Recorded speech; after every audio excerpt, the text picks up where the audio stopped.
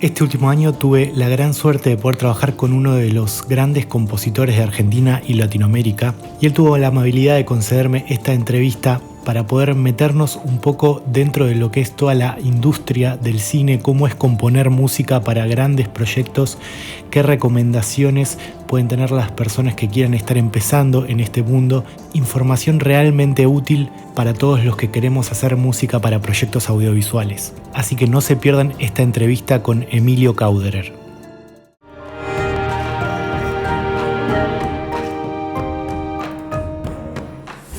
Desde Corazón de León, El hombre de tu vida, El cuento de las comadrejas, pasando por Bajo Fondo a La Sinfónica de Londres, con videojuegos como Spyro, películas animadas como Metegol, Vientos de agua y bueno, la que ya todos conocerán, el ganador del Oscar, Secreto de sus ojos. Estamos aquí con Emilio Kauderer. Ha tenido la gran amabilidad de hacer esta entrevista, así que le agradezco mucho. ¿Cómo estás, Emilio? Muy bien, gracias por el tiempo también. No, por favor, por favor. Están buenas las entrevistas, siempre me preguntan cosas y tengo que reordenar el partido y recordarme cosas Claro, de es la como vida. que te reorganiza el rompecabezas que ya tenías, ¿no? Exacto. Bueno, en este canal básicamente nos dedicamos a todas cuestiones de composición, producción. Para los que no sepan, Emilio obviamente es músico, es pianista y es compositor, que de eso vamos a estar hablando sobre todo hoy. Pero quería empezar con algo bien básico para los que no sepan tanto, eh, que son cuáles son todas las cosas, más allá de lo obvio de componer una música, cuáles son todas las cosas que involucran a la creación de un soundtrack, de una música original para una película que vos haces. ¿Cómo es esa cuestión específicamente? La- lo más específico es ideas y dejarse llevar por la intuición y por los sentimientos del libro que te mandan. Claro, Y yo trato de componer con el libro, no con la imagen. Si me dan el libro antes, empiezo a hacer temas que representen personajes, sentimientos, la onda, el estilo, qué color o sonido debe tener la película. Eso es los pilares fundamentales de la película. perfecto. Y después toda la cuestión como más concreta para llevarlo a cabo, qué es lo que empieza a pasar después cuando ya está la idea, cuando ya empiezan a haber cosas más concretas, qué es específicamente lo que pasa en una producción a gran nivel, digamos. Películas es un trabajo en conjunto, en equipo, y hay como un intercambio entre el director, la fotografía. En general pido, si me llega el libro solamente antes de que hayan filmado, pido qué color va a tener la película o trato de imaginarme en qué estilo de compositivo. Hay gente que hace siempre lo mismo. A mí me gusta particularmente ir cambiando como los actores de personajes, si es comedia, si Claro. es horror o si es un thriller o una historia de amor. Mm. Creo que todo tiene su temática y me encanta el tema orquestal, pero siempre agrego también las maquinarias del estudio y la cosa tecnológica contemporánea. Buenísimo, buenísimo. Bueno, yo ahí en la presentación nombré algunas de todas las cositas que has estado haciendo por ahí, que fueron muchas, pero eh, te quería preguntar un poquito para empezar por el comienzo, ¿cómo llegaste al mundo del soundtrack y cómo es esa llegada, digamos, a todo este mundo?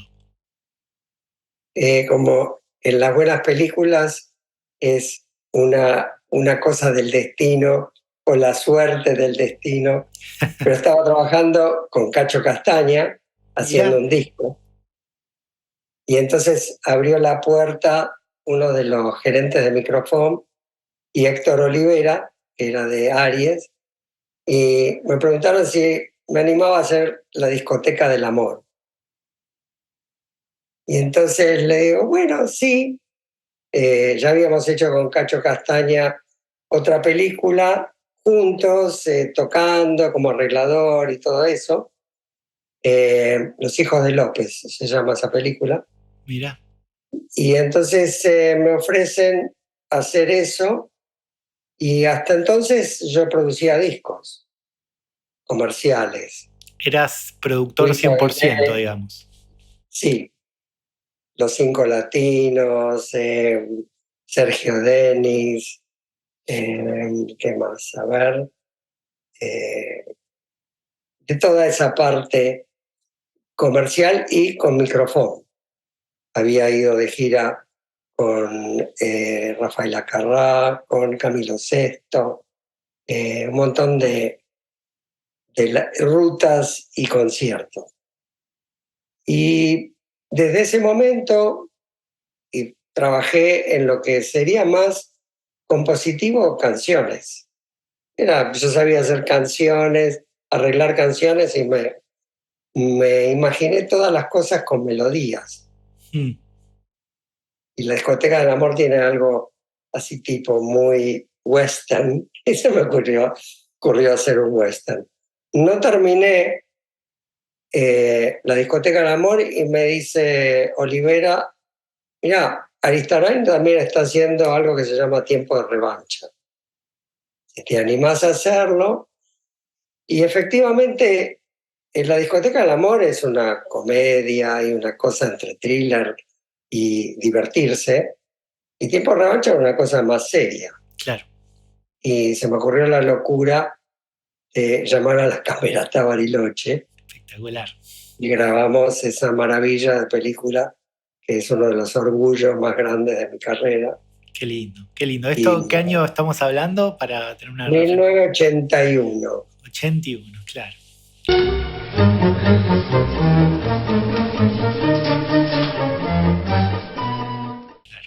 Toda una vida. Toda una, De toda 10 una- años. un par de añitos nomás. Hace como 10 años. Sí, sí, las cosas que habrán pasado en el medio, ¿verdad? Exacto. Qué lindo. O sea que hay algo ahí que te empezó a atrapar y a seducir de todo ese mundo audiovisual. ¿Qué fue lo que más te sedujo de toda esa cosa audiovisual? Porque vos podrías haber dicho, bueno, sí, hago un par de películas y está interesante, pero sigo con lo mío, sigo con producciones, cosas más comerciales. Sí, sí, me encantó esta cosa como, no sé, un regalo, bendición, no sé cómo lo llamé en ese momento, pero me pegó fortísimo esto de empezar a ver la imagen y que se me ocurran cosas. Era como mucho más divertido que hacer los arreglos de las canciones de otros. Y dejé de producir discos.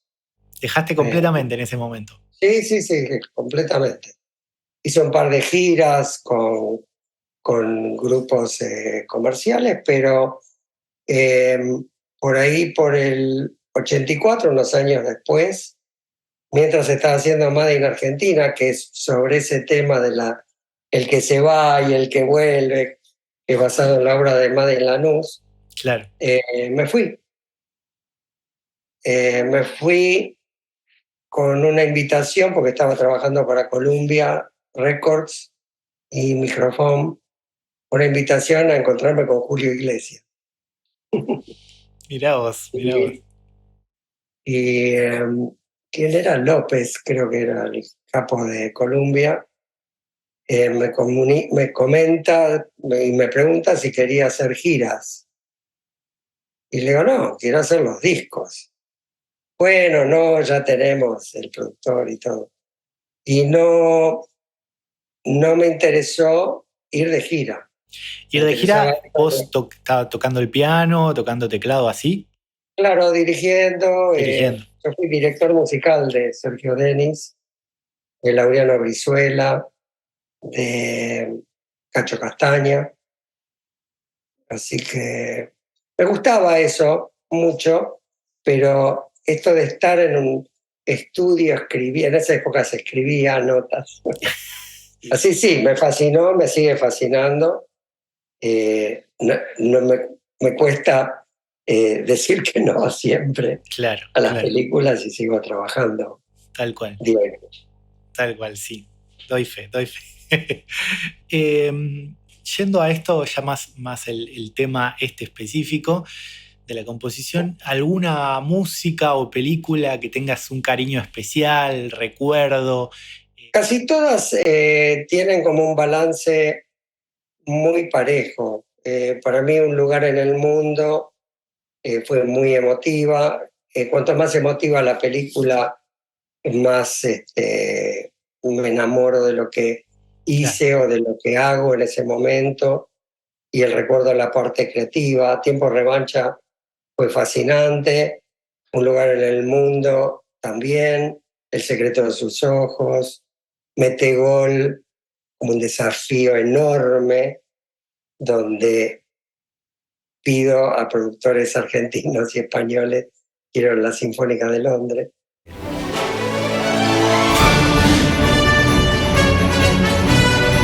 ¿Te imaginas las caritas?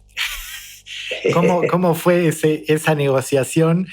Porque nada, todos desde nuestra imaginación decimos, bueno, una superproducción, una orquesta, sea la Sinfónica de Londres o lo que sea, es algo dado, pero no fue así. No, lo que pasó es que en un momento tienen que armar una escena y por supuesto con los teclados no me daba a mí qué hacer o qué. La película empieza inclusive con Zaratustra. Así hablaba Zaratustra. Le digo, todo lo que me ofrecieron de la producción iría en esos minutos y medio de la película. Necesito un poquito más de presupuesto. Cosa que a los productores no les gusta tanto cuando uno les cambia el presupuesto. Entonces, en ese cambio de actitud, es algo que aconsejo en general y le sigo diciendo a los productores, porque siempre me dicen, ¿cuánto me cobras? Y entonces yo les pregunto, ¿cómo te gustaría que suene como cuánto te gustaría que suene tu película? Claro, claro. Y en este caso fue lo mismo. O sea, se presumía que Metegol iba a ser una película íntima, como El secreto de sus ojos, con una historia de amor y qué sé yo, pero no era así. No, Una cosa enorme.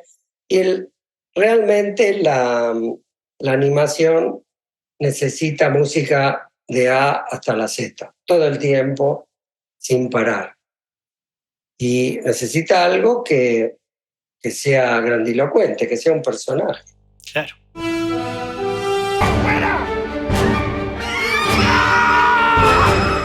Así que bueno, sí, sí. O sea, vinieron a la Sinfónica de Londres, que por lo complicado de lo que había que tocar, grabar en otro lado donde tengo que ensayar 5 veces, ya lo tocaron. Claro, El presupuesto es lo mismo. claro. Fui a Bulgaria, Argentina, ensayemos una vez, otra vez, se fue 1 hora en 2 o 3 músicas. Eso sí, empecé por la música más complicada y en el ensayo que grabamos ya estaba el primer take. Era una cosa impresionante. O sea, lo que uno termina poniendo, digamos, es una gran enseñanza, ¿no? Para todo lo que hacemos, ¿no? Cuando todo lo que uno piensa que tiene que invertir en esa calidad, en esa experiencia, en ese talento, ¿no? Lo termina ganando en tiempo, en esfuerzo, ¿no? Sí, sí. Y las películas van como, digamos, si es un criterio internacional con la música, muchas veces las películas hacen como más mella a la negociación de distribución por una simple situación de sonido, incluido Metegol, que cuando fue y la iba a distribuir Weinstein, él normalmente cambia todos los scores que vienen del exterior, cambiaba. Mirá, Ahora desde la prisión no puede cambiar no nada. puede cambiar mucho. Eh, qué loco eso. ¿Y vos tuviste la oportunidad también de dirigir a la Sinfónica? Sí, Espectacular, qué linda experiencia también esa, ¿no? sí, sí. Eh, y aparte de dirigir tu propia música, de ser un sueño. eh, Sí, no me había dado cuenta que en la emoción de estar con la orquesta también hice covers de Las Valquirias, de Zaratustra y todo. El miedo mío era eh, pararme en el podio y dirigir mi música. Bueno, puedo hacer errores, pero cuando de repente veo Las Valquirias, digo, ¿cómo? Voy a dirigirle a las Valquirias, estos dormidos tocan las Valquirias. Mejor que no claro, haga lío con la mano, que lo deje claro, tocar. claro, claro. Y algo así fue. Claro, tal cual, ¿no? Pero Tal era cual. más, Uno dice, me- bueno, tengo que hacer esto de Wagner y de repente, bueno, pero eso ya lo tienen solucionado, digamos, ¿no? claro, claro. Richard Strauss hasta Wagner, hay vals. Qué interesante, qué interesante. Y alguna cuestión, imagino que debe haber sido también un, un cambio para vos, eh, trabajar específicamente con la orquesta en cuanto a la escritura, de la música, la pensaste distinta, más allá de también el desafío de una película animada que, como vos decís, la música fue un actor más, ¿no? Eh, Más allá de eso, ¿qué cuestiones hay cuando uno escribe específicamente para una orquesta que uno sabe que puede hacer cualquier cosa que uno quiera, más o menos, imagino? Eh, ¿Cuáles fueron las cuestiones con eso? Eh, la verdad de la milanesa es que estamos limitados a las máquinas. Puedo divertirme mientras estoy haciendo la orquestación, pero la realidad de una película de animación es que los productores y el director o directores quieren constantemente que la maqueta sea casi como el final y suene lo que va a sonar. Por otro lado, yo trato de ser bastante respetuoso con no divertirme demasiado con la orquestación, que es un consejo que sigo pasando a otros que trabajan, que es no cambiar mucho lo que le mostré a los productores, porque más de la mitad de las veces, como hoy a la mañana, me cambian algo que ya escucharon mucho, lo grabo por el demo y queda el demo en la película, perdón. Y es bastante doloroso, sobre todo si estuviste con la No, Sinfónica de Londres. no me quiero imaginar, pero es como que hay una fijación, ¿no? Eh, con esa primera imagen sonora, ¿no? De la famosa temp music, ¿no? Que es el azote de los compositores, ¿no? Hoy en día. Claro, claro. Ya nos pasó esta mañana que ellos escucharon tantas veces Claro. otra música porque están editando y viene el director mañana a la mañana y otra vez. Y lo que mandaste es bárbaro, Emilio, pero la verdad que ya estamos con el otro, lo escuchamos tantas veces, no lo podés copiar. Claro, No, claro. usalo, está bien. Y te pasa a veces que realmente tenés un espacio para, digamos, crear más desde cero en una película, o eso ya es un ideal que en la industria ya es complicado de conseguir, digamos que no haya tanta cosa de temp music, de una música que ya está prefijada y uno tiene que trabajar encima o luchar un poco contra eso. ¿Hay esos pequeñas oportunidades o ya es muy difícil en la industria que se les vaya esa idea, digamos? Por suerte, en Latinoamérica yo tengo carta blanca. En Estados Unidos está el director musical, que gente de la familia y otros lo llaman el oficial de parol, como lo llaman acá, donde están tan acostumbrados a hacer el temp track y llamar al compositor al final, que la verdad que se hace la parte creativa de hacer la música y la realización de la música bastante desagradable. O sea, eh, no le pasa a todos los compositores, pero hay bastantes compositores super A que han sufrido esto. Claro. Yo creí que los super A se salvaban. Los super A, lo que no se salvan es de que, hey, usamos tu score de la otra película. Sí, yo lo escuché a Hans Zimmer contando eso, que no podía creer que estaba escuchando la theme music de otra película que hizo y es como, yo esta película la hice en otro contexto, con otra cosa y tengo mis emociones pegadas a eso y ahora tengo que transponerlas a esto, ¿no? Claro, hizo Dune y me gusta eso que canta el tipo y llega a la película y tiene esa música y entonces, ¿y qué quieres que haga? Me está dando el color, el estilo, la orquestación, todo. Me llama a otro tipo que copie eso es lo que le pasa a él y a tantos otros. Claro.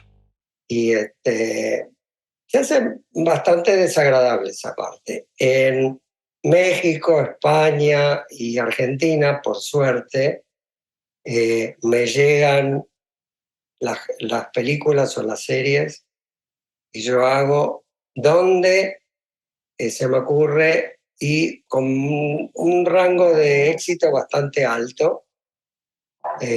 Estamos en el 7º episodio de Los Enviados y por ahora tengo 0 comentarios, así que está bueno. Me gustaría un poco más acá, un poco más allá, pero fue llegando la serie y ponía donde se me ocurre y donde, si hay buenos editores, le agradezco infinitamente a los editores haber usado mi música para hacer ese theme track del que estamos hablando. Claro. Naturalmente, padre. Cuánta fe para un solo pueblo, ¿no? Rafael. También, como comenté antes, mi intención es siempre leer el libro y salir a la cancha con la pelota a ver qué estilo, qué color y por qué temática va, de manera de atajar este penal, el penal del Tentra, de otros. Claro. Sí, aparte la posibilidad de ser parte del proceso más creativo y más inicial, ¿no? Que es algo bastante elemental. Sí, y llegar a edición con que el editor edite con algo que yo ya conozco el tempo. Puedo editar más corto, más largo. De hecho, siempre les digo eso en mi primer meeting, que es, no importa, úsenlo, córtenlo, hagan lo que quieran, pero consérvenme, por favor, el ritmo. Y si lo hacen así, es bárbaro. Claro. Qué bueno, está buenísimo porque es un insight espectacular en la cocina, ¿no? De todo eso. Sí. Y bueno, hablando de todo esto que vos decís, de toda la cuestión latinoamericana que te da esta libertad, te quería preguntar cómo está el panorama con las nuevas industrias del streaming y precisamente qué oportunidades tenemos o podríamos aprovechar específicamente en Latinoamérica con todas estas nuevas cosas, porque nada, de repente hay un boom, una explosión de producción audiovisual en todo el mundo y bueno, obviamente nuestros países de Latinoamérica no son la excepción, por suerte. Y bueno, ¿cómo pensás que nosotros los latinoamericanos y los que hacemos música y queremos dedicarnos a esta industria audiovisual podemos aprovechar eso? Mirá, Netflix el año pasado invirtió casi la misma plata en Latinoamérica que en Estados Unidos. Wow. La sed de contenido es muy grande porque se produce exponencialmente ahora. O sea, es una necesidad de contenido que cruza cualquier plataforma y a cualquier lenguaje y en cualquier situación de promoción. Claro, Así tenés Netflix, qué sé yo, las producciones más vendidas son de la India, alemanas. Como no hay fronteras, digamos, tan limitadas como estamos antes de que hables de lo latinoamericano. mm, No, la gente se acostumbró a subtítulos y por otro lado hay unas compañías de doblaje impresionantes en todos lados que son bastante, un poquito más cuidadosas del producto final. claro, claro. Nosotros, lo que hablas del latinoamericano, llega a Ah, otros claro. lados. Llega a otro lado, claro. No lo había Sí, sí, pensado. sí. Hay cosas en español que se ven en China, qué sé yo, Tal cual. que no se veían antes. Pero Claro, porque no, uno ve no acá y hay decís, plataformas que crucen tantas fronteras claro, sin límites de que te vea la gente en claro. cualquier lado. De hecho, a Metegol, los vecinos ahí de Los Ángeles, todos los chicos la vieron. Wow, mirá vos. Qué lindo, qué lindo. ¡Oh, y vos sos! Qué lindo. ¿Really? Qué lindo porque aparte tiene cosas súper argentinas, súper súper propias, pero también tiene una cosa más universal y está buenísimo eso. Bueno, No, bueno, pero con el crossover de haber ganado la Copa más todavía. y más todavía. Fútbol, Messi, Olvídate, Argentina, olvídate. Ahí hay y Mettegol. un revival interesante. Sí, bárbaro. ¿Y qué te iba a decir? Está bueno eso, porque claro, uno ve acá, decís, bueno, le gana la serie turca enlatada, le gana a la serie, a la ficción de acá, y vos decís, bueno, ¿qué hacemos? Pero capaz pasa lo mismo allá o en Asia, Europa, donde sea, que hay cosas nuestras también mostrándose y capaz no lo sabemos. eh, en Claro, general, claro. digo. Tengo un montón de mails de los vecinos. Anoche vi la película del enano y al final vi tu nombre. Empezaste la charla con Corazón de León, así Corazón de que León, espectacular, sí, sí. sí, sí. Es Así que espectacular, sí. La verdad es, que, es un buen, es un buen termómetro de la cantidad de contenido de crossover todo el tiempo. claro, claro. Así que está bueno. Le aclaramos a la gente que vos vivís en Los Ángeles en este momento. Sí, Eh, y te iba a preguntar, ya que estamos con esta cosa más específica, no podía dejar de preguntártelo, espero que no te sea tan molesto, ¿cómo fue la experiencia de la película tal vez más icónica, tal vez incluso una de las más icónicas de la historia del cine argentino, El secreto de sus ojos, ganadora del Oscar? Mi vida entera fue mirar para adelante. Atrás no es mi jurisdicción. Me declaro incompetente. ¿Alguna historia, alguna anécdota que nos puedas contar con respecto a la música, con respecto a cómo la compusiste, cómo la pensaste, qué desafíos tuviste, la repercusión? varios desafíos. Uno es el tema de la subvención española, donde necesita un socio que tenga pasaporte español. Así empezamos Así empezamos, con los desafíos del negocio de la música. Y entonces, de hecho, digamos, fue tan dramático como haber avanzado en colaboración con mi hijo Sebastián en la Kauderer, en la composición de la película y después de qué sé yo, un mes, una cosa así, de esto todo, de bocetear esto que hablamos antes, me llegó un llamado de que Emilio, la verdad que tenemos un problema y podemos usar tu música, pero no podés poner el nombre. Ah, ok. Claro. Entonces les dije, bueno, está bien, que lo haga otro, lo lamento, pero la música no.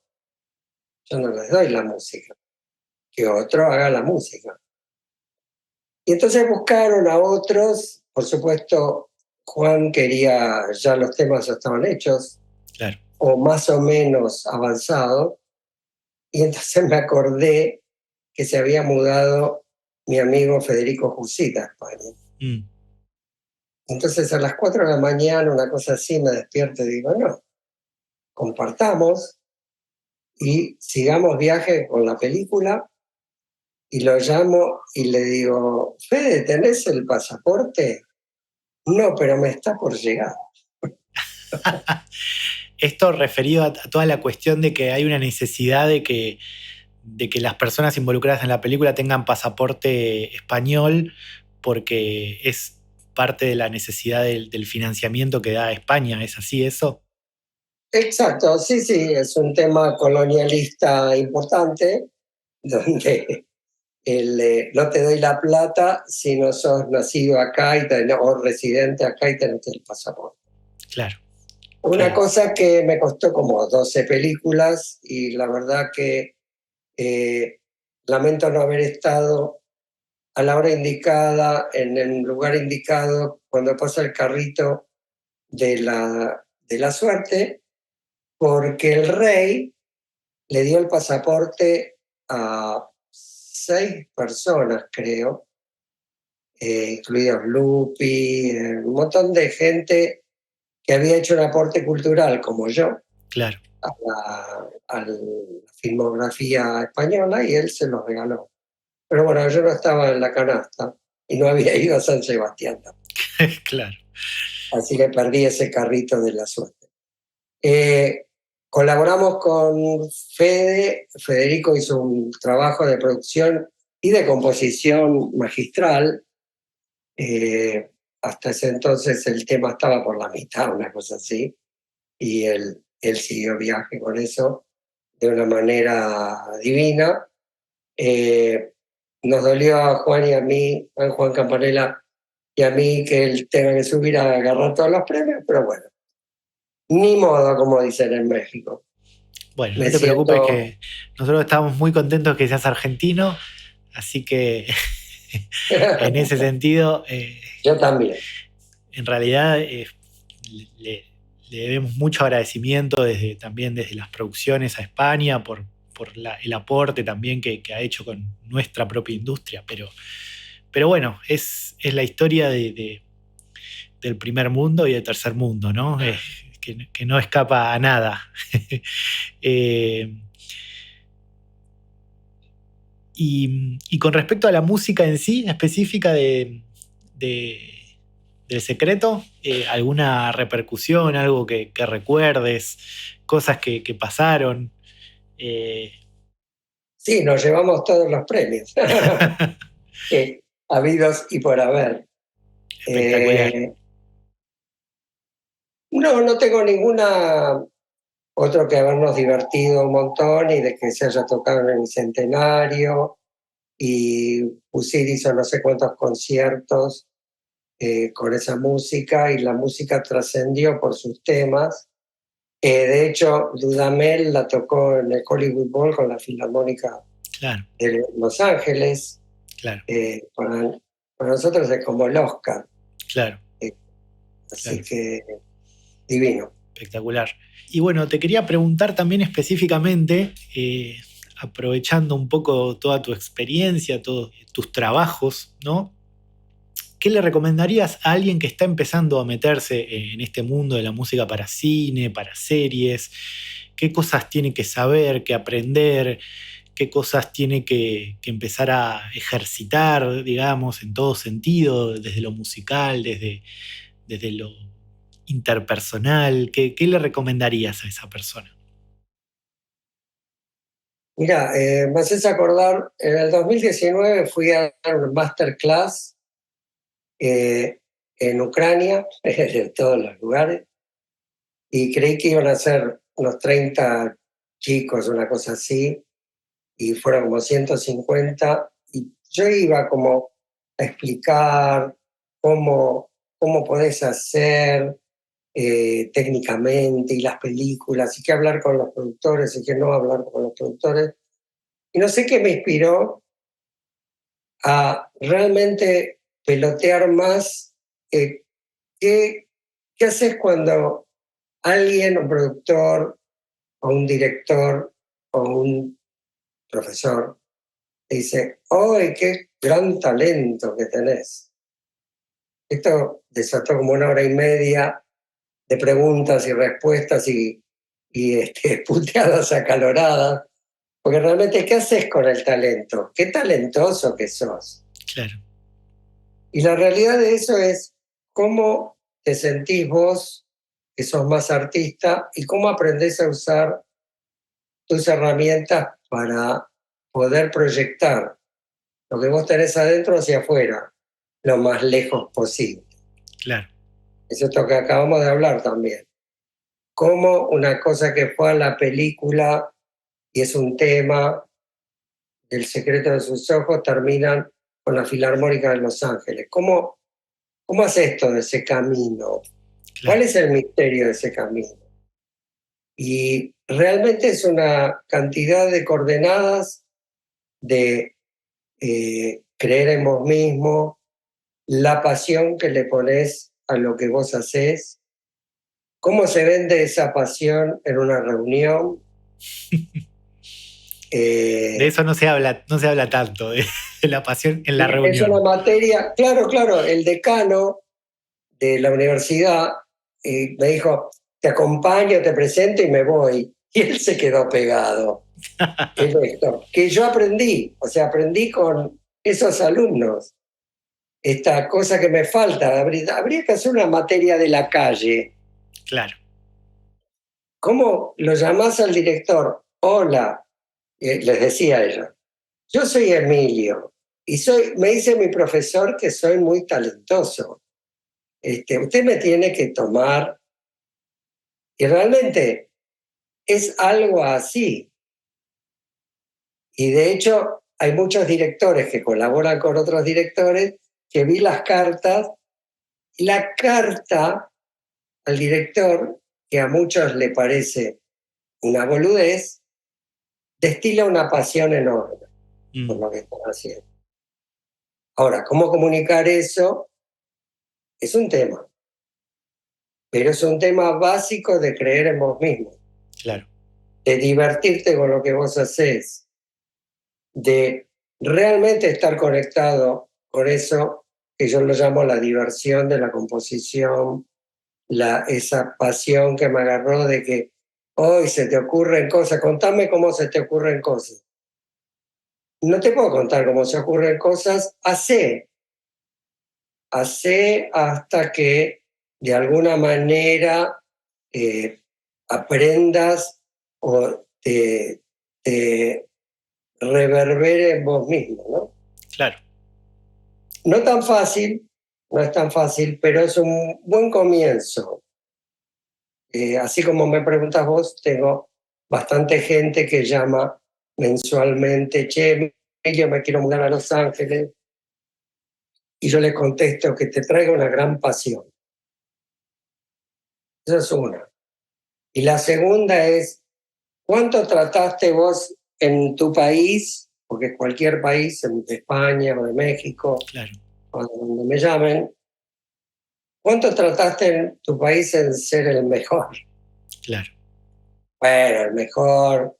No, tratar. Hacer el camino, así qué sé yo, te empantanás con cosas y estás en tu casa, con tu familia, y todo tranquilo. claro. Porque cuando te empantanes acá es otro tema. Es otra cosa, tal cual, tal cual. Pero bueno, en el fondo me quedo con eso que decís de creer en uno mismo y de también hacerle creer a los demás que crean también en uno, ¿no? Sería un poco. Y relacionado con los lugares y la música de los lugares.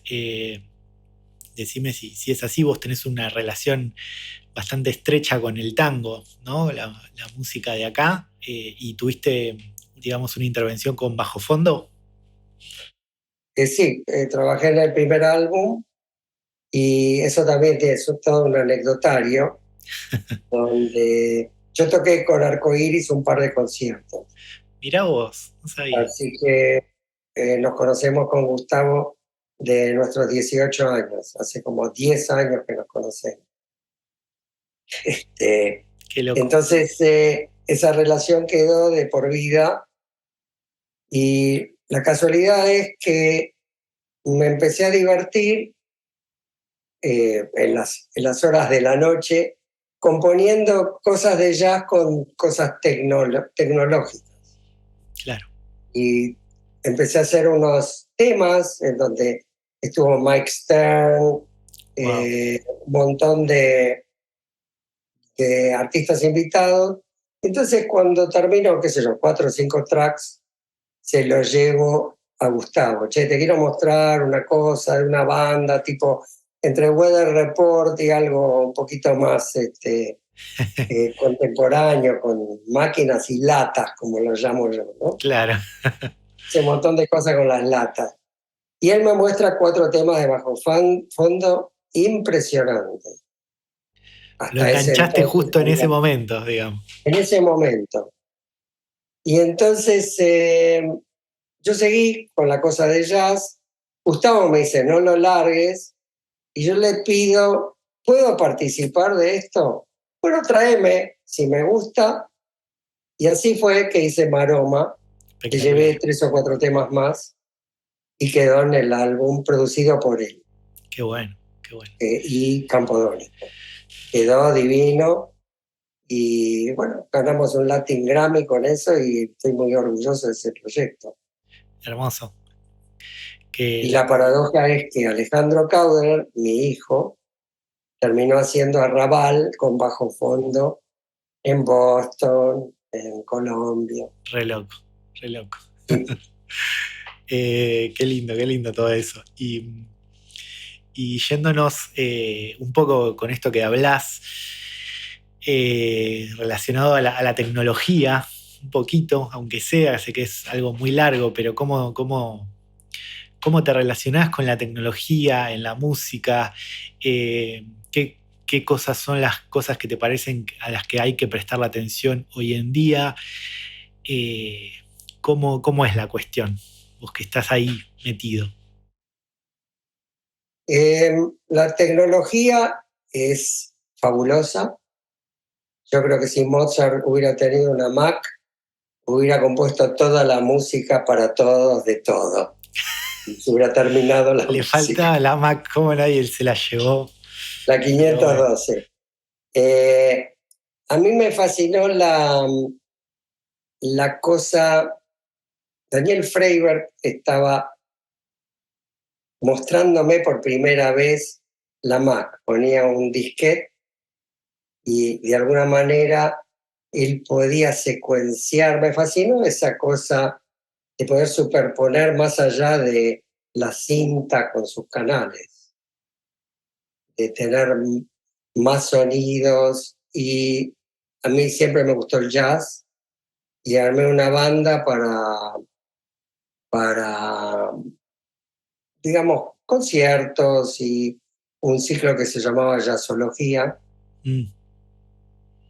donde intervenían todas esas máquinas. Y salí a la cancha a tocar jazz con computadoras en vivo.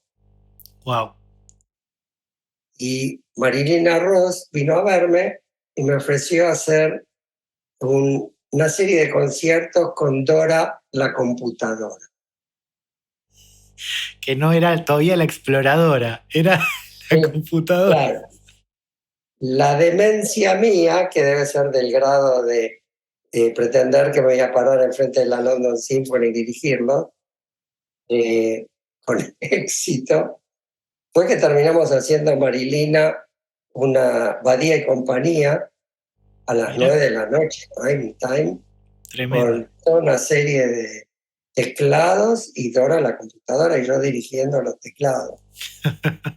Lo cual irritó terriblemente al sindicato de músicos y querían hacerme juicio y todo eso, pero ¿En serio? No me sí, digas. Porque estabas usando computadoras de algo que tenía que hacer los porque le músicos. había sacado el trabajo a los músicos, que era verdad. Después lo pensé y me pareció un poquito violento, pero era un experimento para mí y para ella también, que era lo que explicamos.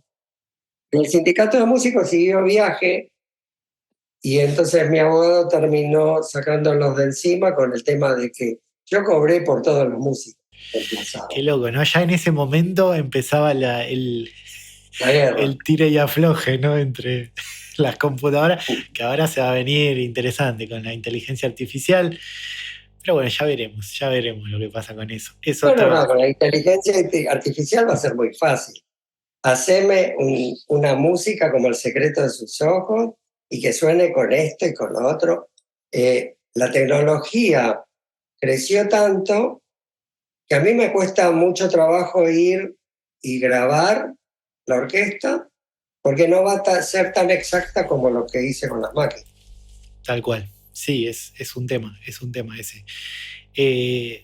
Después, al final, termina Perdón, siendo. vengo a tu pregunta técnicamente, para redondearla. Sí, Como vengo de un entrenamiento orquestativo, trato de asimilar los 43.000 sonidos que hay en la computadora, usar un porcentaje, ponele 5% de eso, pero pensar mientras compongo, esto también lo quería contar, con lo que hay en las máquinas. No solo con lo que se me ocurre que podría ser el violín o la flauta, lo que sea. Yo me acuerdo que hay una flauta que hace eso, pongámoslo. claro. El violín hace eso, que es más o menos pensar con la computadora. Supongo que cuando la inteligencia artificial venga, lo va a hacer ella sola. Claro. Veremos qué pasa con eso. No quería quedarme sin preguntarte sobre los videojuegos. Vos hiciste la música de la reedición del viejo y tan icónico juego Spyro the Dragon, ¿puede ser?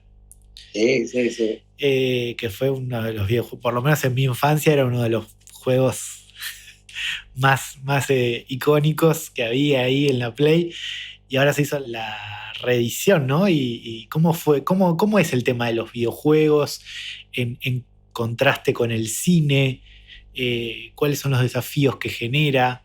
Mira, los videojuegos fueron desarrollándose como el resto de las cosas de multimedia, y me parece que fue de sumo interés, digamos, en el principio del desafío de hacer un videojuego. Pero calculá que el videojuego que hizo Santaolalla de último Last of Us. terminó siendo una serie, es al Claro, revés. claro. En el caso de Spyro para mí fue un honor porque me llamó Stuart Copeland para trabajar con él. Increíble. Y la verdad que fue muy divertido hacer ritmos para Stuart Copeland y él tocar el piano. Era una cosa rarísima. Tenés todo el álbum lleno de colaboraciones y trabajo de personaje. Tenés todos los muñequitos, toda la colección. Sí, sí. Creo que hice todas las millas que necesitaba hacer para llegar a los muñequitos de la colección. Y me acuerdo que cuando llegué a Los Ángeles y me iba a almorzar con Lalo Schifrin, Otro él muñequito. se sentaba conmigo y me apabullaba de que cuando entró Coltrane y le dijo, y después Miles Davis vino la otra noche y le dijo, y entonces vino Sting o lo que sea, y yo me volví a mi casa, me metía en la cama y me deprimí un montón, pensando, ¿en qué mundo yo alguna vez voy a tocar a estos chicos con la mano? Tal cual. Y nada, se hace camino al andar. Se Es hace más de lo camino mismo. al andar. Y ahora los que nos deprimimos somos nosotros. Así que, No quiero que se pase el tiempo sin contarle a la gente que conocí a un tal Sebastián Pugliese, que fue mi profesor de Logic por un tiempo, presentarte a vos, ¿no? Desde mi lado. Y que me dijo que tocaba la guitarra y entonces me pareció que él creía en sí mismo y entonces le digo, mirá, hay una cosa que tendría que sonar como The Police y otra como Aldi Meola y otra como el rock and roll o Creedence. Y el tipo va y agarra los desafíos bastante bien, cree en él, está bueno. Y yo estoy muy contento de poder colaborar con él. muchas gracias por el comentario. Me hiciste desconcentrarme ahora. Bueno, muchas gracias. No, sos muy, muy amable y la verdad que trabajar con vos ha sido un gran honor y una gran alegría y una gran diversión, que es lo que más me motiva al final, ¿no? Más allá del personaje Emilio Kauderer, ¿no? Saber que puedo trabajar con alguien y que es divertido y que es desafiante y que es, para mí es una gran alegría, sobre todo, primeramente. Claro, pero quiero remarcar a tus amigos y a tus colegas que tomás los desafíos con gran satisfacción y que haces lo mejor que podés hacer y no te puedo contar la cantidad de gente que le mando, mirá, me gustaría hacer esto y esto es lo que hice y te marco todas estas coordenadas y me dicen, no, yo no puedo hacer eso, no, la verdad que yo no hago eso y se asustan o se borran Claro, o cree que les va a salir mal o que no van claro. a poder vivir y sobrevivir el pedido. Bueno, muchas gracias, Emilio, muchas gracias.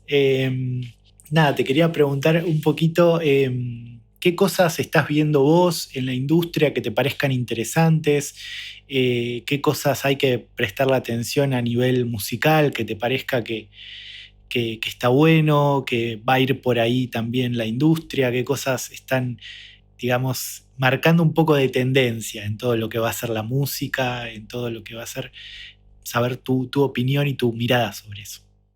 Mirá, estamos hablando en español, entonces supongo que tu gente que nos va a escuchar es en español y Exactamente. yo les diría que respeten nuestras raíces y sigan haciendo esa mezcla de cóctel de nuestras raíces con lo que sea música para película y que llega bastante lejos y eso que hablamos del crossover de las plataformas es enorme y el respeto por nuestra música en el exterior es enorme. Mm. Y entonces, volviendo a creer en nosotros mismos, tratar de conservar eso como adentro del corazoncito y mandarlo, comunicarlo todo lo que podamos. Y te digo que viviendo en Los Ángeles 36 años, una cosa así, tengo un montón de colegas americanos que se cortarían un brazo por tener mi acento. Y están siempre los productores como abiertos a este tipo que llamó, tiene un acento y por ahí va a aportar algo nuevo. Mirá vos. Muy al contrario de cuando llegué, que era, mirá, nosotros no hacemos películas latinoamericanas. Me cortaban el rostro. Mirá vos. Ahora no es así. Ahora no. Y por supuesto Gustavo Santaolalla llevó la bandera una milla más adelante y puso la barra donde tiene que estar. Muy bien. Sí, sí, sí, pero bueno, vos también hiciste lo tuyo, permitime decirlo. Y bueno, nada, muchos otros artistas. ¿Y hay algo en particular específico que nos puedas recomendar, que prestemos la atención, que paremos la oreja, que se te venga a la mente? Lo único de lo que acabamos de hablar me resulta interesante es que justamente hay un montón de compositores que promueven su sonido.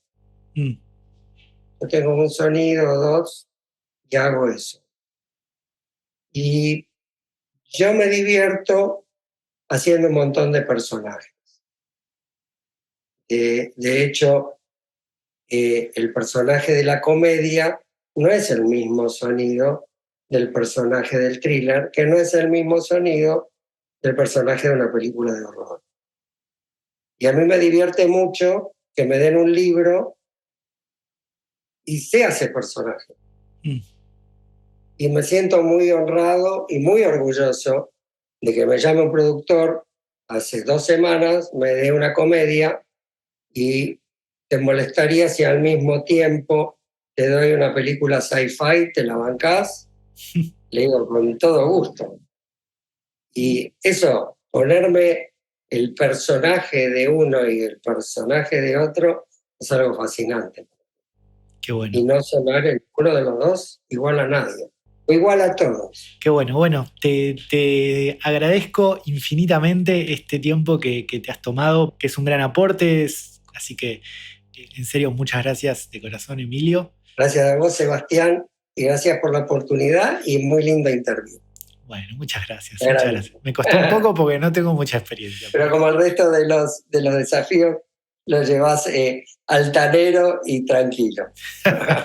Un gran abrazo. Nos vemos. Chao, querido. Chau, chau. Un abrazo.